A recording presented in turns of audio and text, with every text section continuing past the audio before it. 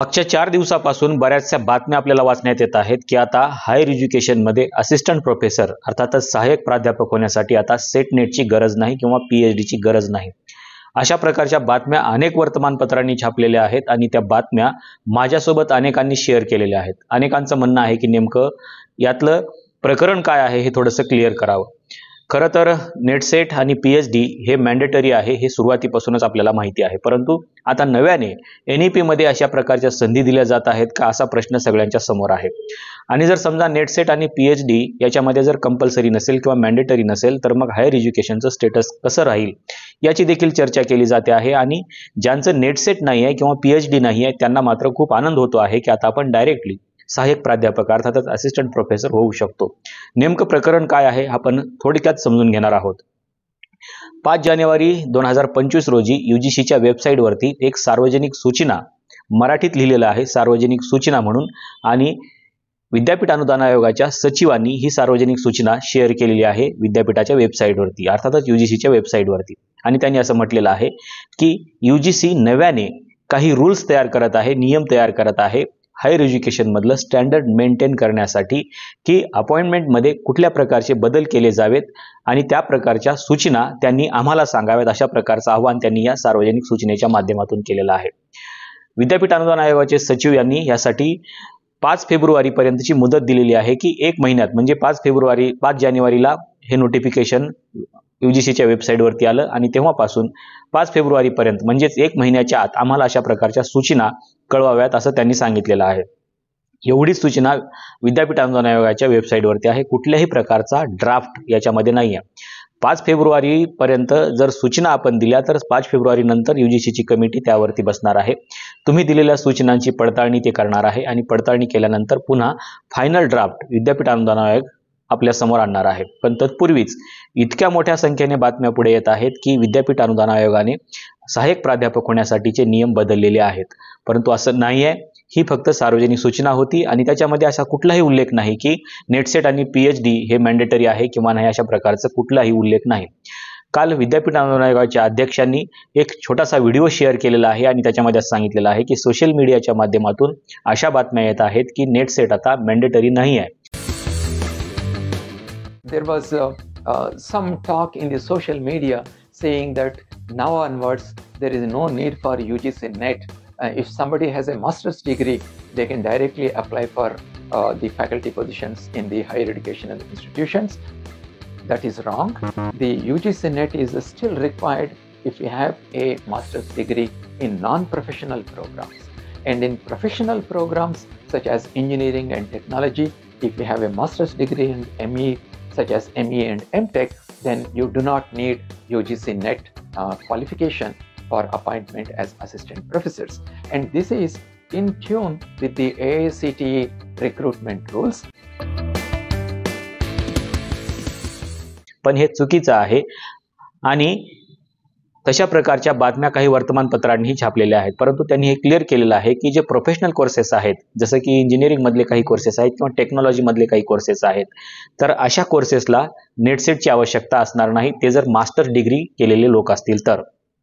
एवढीच त्यांनी क्लिअरिफिकेशन केलेलं आहे. बाकीचे जेवढे काही कोर्सेस आहेत त्या सगळ्यांना अगोदरपासून ज्या पद्धतीने सेटनेट आणि पीएचडी हे मॅन्डेटरी आहे त्याच प्रकारचं असणार आहे. त्याच्यामध्ये कुठलेही चेंजेस विद्यापीठ अनुदान आयोग करणार नाही आणि तशा प्रकारच्या सूचना देखील त्यांनी मागितलेल्या नाहीत की नेट सेट ठेवायचं किंवा नाही किंवा पीएचडी ठेवायचं किंवा नाही, अशा प्रकारच्या सूचना मागितलेल्या नाहीत.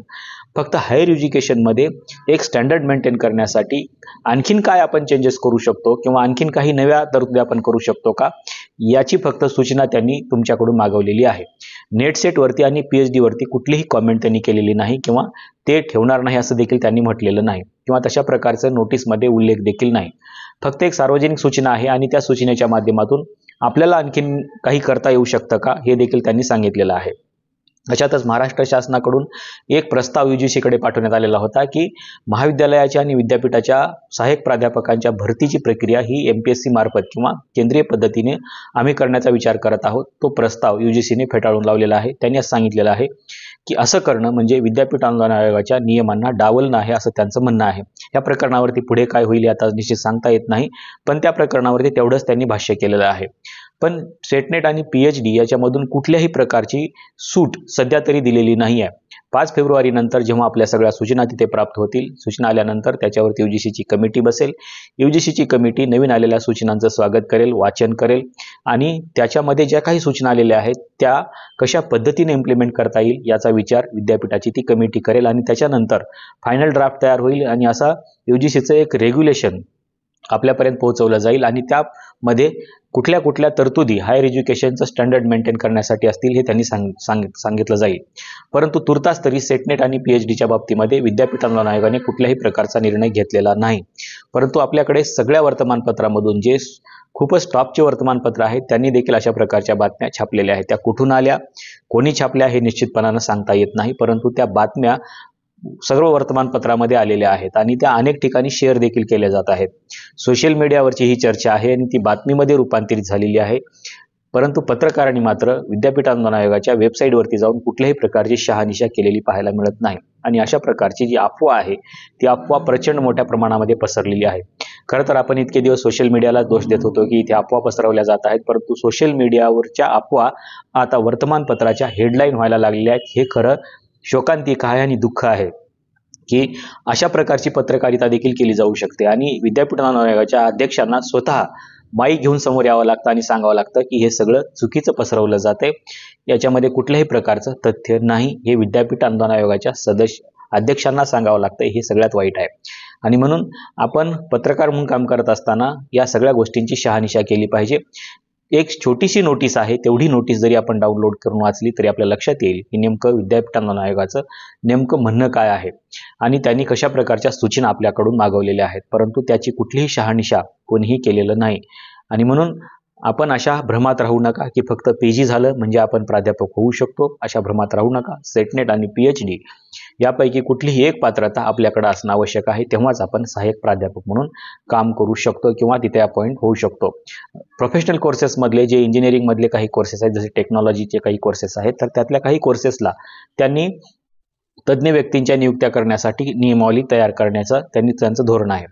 त्यांचं म्हणणं असंही आहे की अनेक संधी आपण या शिक्षण क्षेत्रामध्ये निर्माण करणार आहोत, परंतु असं असलं तरी सेटनेट आणि PhD हे मात्र मॅन्डेटरी असणार आहे असं UGCच्या चेअरमननं स्वतः सांगितलेलं आहे. त्याच्यामुळं अशा कुठल्याही बातम्यावरती, अशा कुठल्याही न्यूजवरती किंवा सोशल मीडियाच्या कंटेंटवरती कोणत्याही प्रकारचा विश्वास ठेवू नका आणि अशा प्रकारच्या ज्या काही बातम्या येतील त्याची शहानिशा केल्याशिवाय इतरांना फॉरवर्ड करू नका. बऱ्याच लोकांनी ते मलाही शेअर केलेले आहेत. कदाचित त्यांना असं म्हणायचं असेल की आता आम्ही देखील प्राध्यापक होऊ शकतो किंवा त्यांना असंही म्हणायचं असेल, त्याच्या खाली काही लिहिलेलं नाही की नेमकं काय, परंतु त्यांना याच्यामध्ये क्लिअरिफिकेशन पाहिजे असेल की नेमकं हे प्रकरण काय आहे. त्या निमित्ताने त्यांनी ते शेअर केलेलं असेल.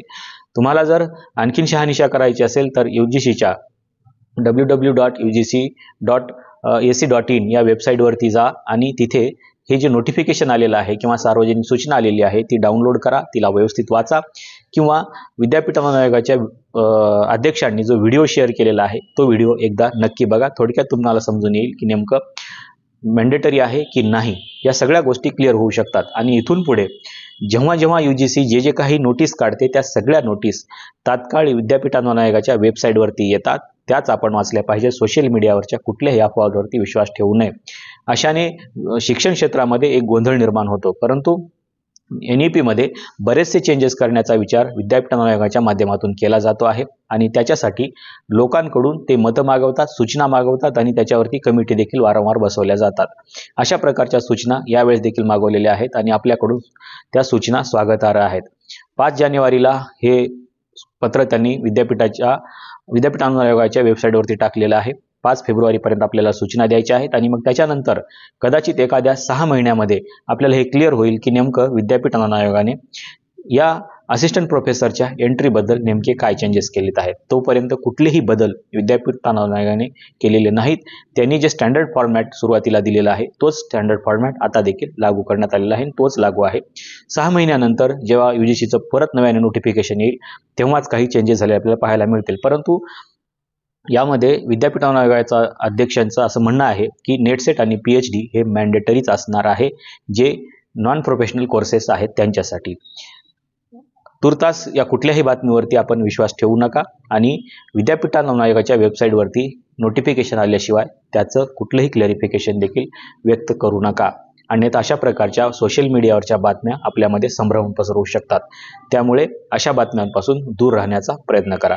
आजच्या व्हिडिओमध्ये इथेच थांबूया. जेव्हा UGCचं नव्याने नोटिफिकेशन येईल तेव्हा मी आपल्याला नक्की सांगेन की नेमकं विद्यापीठ अनुदान आयोगाने याच्यामध्ये काय चेंजेस केलेले आहेत. तोपर्यंत आजच्या व्हिडिओमध्ये इथेच थांबूया. धन्यवाद.